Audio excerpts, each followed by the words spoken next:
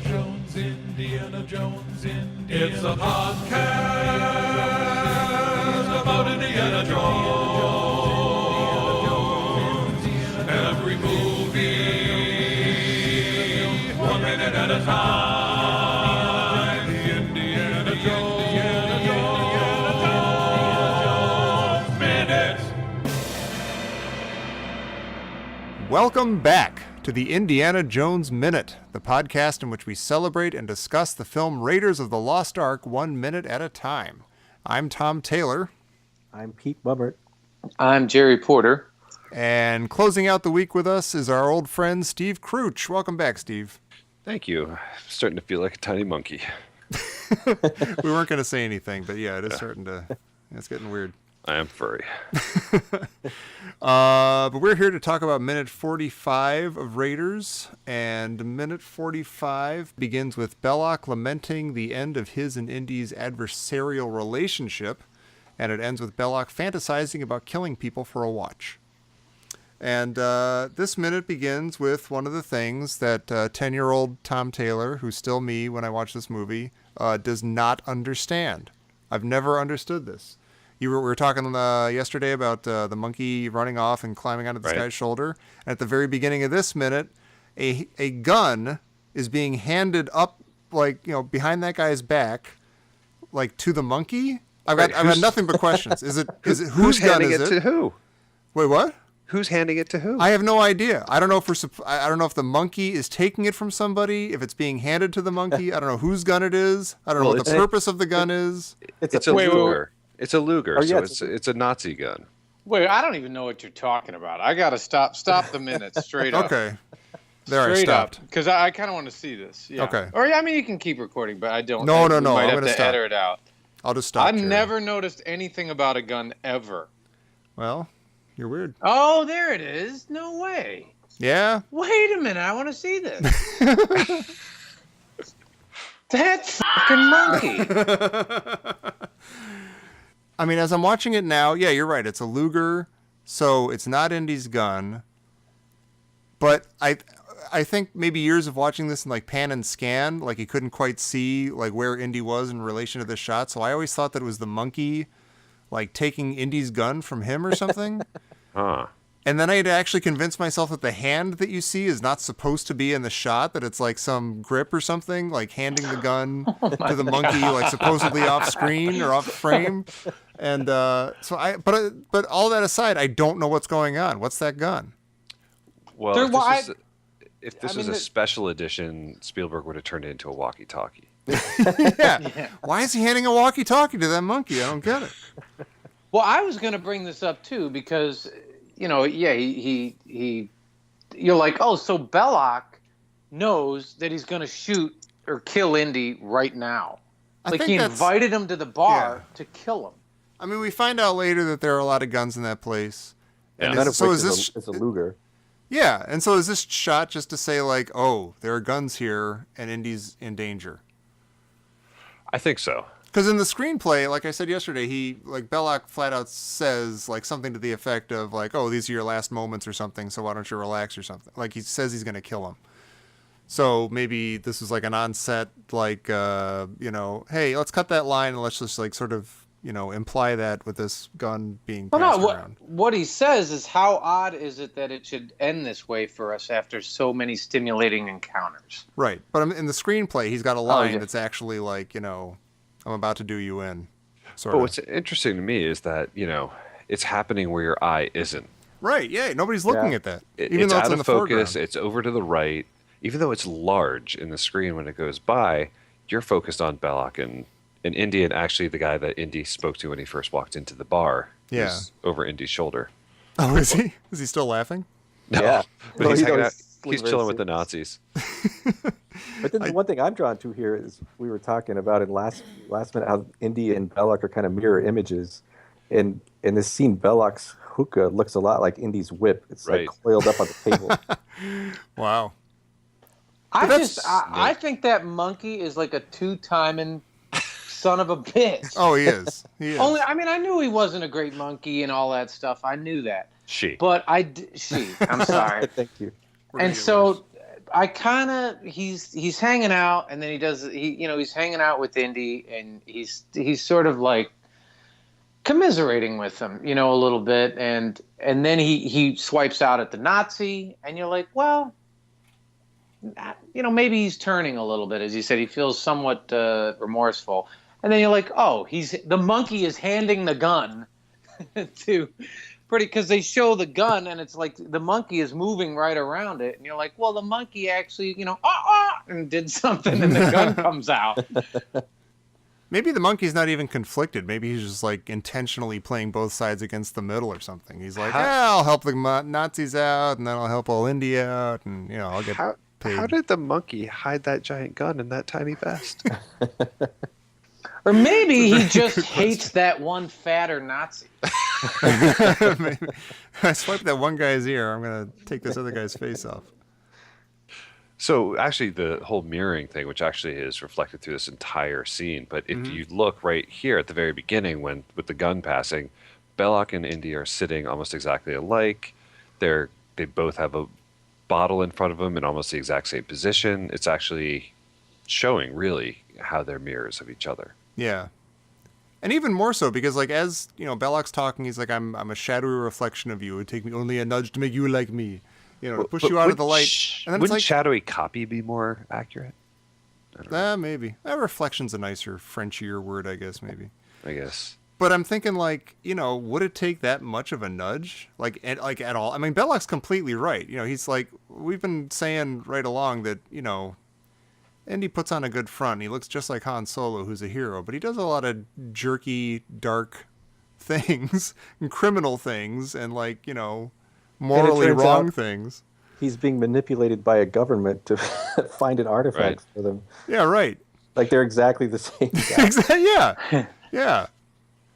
But So, I think that's one of the things that makes this movie so much better than the other Indiana Jones movies is that Indy is so dark and complex in this movie. That's an incredible point. And in That's the really later true. movies, he's just sort of he's the good guy, he's the superhero, but here he's really not. Hey, Because you call again- him Dr. Jones. Yeah. Thank you, young child. But Belloc says, it's true. How nice. He says, it would take a nudge to push you out of the light. He says, it's true. And you're like, okay, this seems like a Lucas Vader Skywalker moment. Kind of, yeah. And not only that, I was like, Belloc, so is this the thing? Belloc knows he's the bad guy in the scenario? Well, just like Darth Vader's like, I always was, in Star Wars, you're like, why does Darth Vader keep saying the dark side?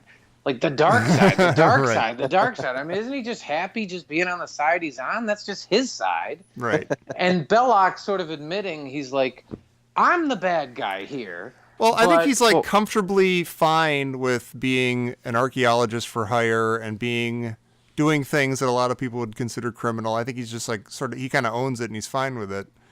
And so maybe he understands that like a lot of his actions would be considered those of a bad guy or somebody who's not in the light. But he says at one point, like, how alike we are. But they're actually, their styles are not at all. Like, Indy does all his own dirty work, while Belloc, he uses the Nazis and the Javitos to do it all for him. Yeah, and Indy. He uses Indy to do it for him. Right. But the amazing thing is, like, that I love about this scene is once it switches from, the Nazi, the gun with the monkey, and it switches to the two close-up shot. I really love that Indy is in the foreground, out of focus, and dark and in shadow, which is like showing the darkness within him, and while Belloc is totally beautifully lit, and happy, and just reflecting how in control he is. It's just that they really did a good job with this one scene, just the framing of the shot of just showing all the turmoil within Indy. I mean, yeah, he has a couple lines here which are not the snappiest, but but he's in a bad mood. He is. But yeah, it's kind of like what I was saying yesterday that I think it was yesterday that they wrote this character Indiana Jones as one kind of guy, and even if they're not totally, even if Harrison Ford isn't playing him as that, he's kind of that's still the jumping off point. But then you're right, Pete. Yeah, like Temple of Doom, the jumping off point is Indiana Jones, our hero, Harrison Ford. He's the guy. He's going to save the day. So it's like a totally different kind of thing. Yeah, he's kind of rascally, but he's not. Yeah, not really conflicted. Yeah, he's two-fisted and stuff, but he's not like you're not going to accuse him of statutory rape or any of that stuff. I hope not. Maybe in 5, we'll see. Yeah. But what's Belloc trying to do? Why does Belloc keep telling him, like, you could be like me? Like, he's kind of, he's like the ghost of Christmas future. He's like, this is what you will be. I think it's more like Jacob Marley. He's just fully gloating. He's just like, Jacob Marley doesn't really gloat, but he's just kind of saying like, hey, he's doing his victory lap right now. He's like, hey, I got you. This room is packed with my guys. They've all got guns. Your monkey's got a gun. But you're not getting out of here. What does he mean by the line that they have fallen from the pure faith? Is it that they've given up like doing like real archaeological digs and that they're just See, I wanted that myself. He says archaeology is our religion, yet we have both fallen from the pure faith. Which I think what he's saying there is we're both bad guys. Yeah. And, you think that they're not going after the Ark for religious reasons. I mean, they already completely established that Indiana Jones thinks religion is just silly hocus pocus nonsense. What are you trying to, you sound like my mother, and just like we have nothing to fear here. That's fortune and glory, kid. Yeah. And Belloc knows that about him. And, he's saying, I think it sounds like we neither one of us are holy men or believe that, there's I don't know. They almost sound like we're both misanthropes. Yeah, and that if we're not into archaeology anymore for the historical value of it or for, betterment of our understanding of the world or anything. It's just that they're for their personal glory and fortune and just the chase and the hunt and everything. Yeah. That's how they've fallen from the pure faith. But what makes Belloc, I mean, he dresses himself as kind of sort of a darker, a shadowy figure and you're like, well, why does he think he's bad? Well, see, I don't know. Go ahead, Pete. Well, I don't know if so much it's he thinks he's bad and Indiana's good as much as he's saying, I have a sense of self-awareness. I know who I am. You're in denial about who you are. Or he could also just be he knows that Indy thinks of Belloc as a bad guy. So he's like, hey, if I'm a bad guy, you're almost a bad guy. You're basically a bad guy. But is it only because right now you're like, all right, because Indy was going to put the idol in a museum where Belloc took the idol to Marrakesh. Yeah, but they both took the idol. They both took it. I know. Sure. I think that's what he's saying. Like, we both barrel into a place where we're not supposed to be and take stuff that doesn't belong to us. And by the way, I almost don't want to say this, but there's a thing. One of the changes in the screenplay is somehow in this conversation, Indy asks him, oh, so you got the idol, huh? And Belloc tells him that the Havidos were not cool about it, and Belloc was lucky to get away with his life, and so he didn't get the idol. Which, by the way, I do not consider canon and is not true, but I wanted to bring it up. Interesting. Yeah, I hate that. I think it's all, he's saying all this stuff just because he's French. Yeah. I want to know he wants to bring some ennui to this. A certain amount of je ne sais quoi. I don't know what. Who burps in second 21? Was that me? Go listen to second 21, and Belloc's giving his little speech, and somebody straight up burps. I'm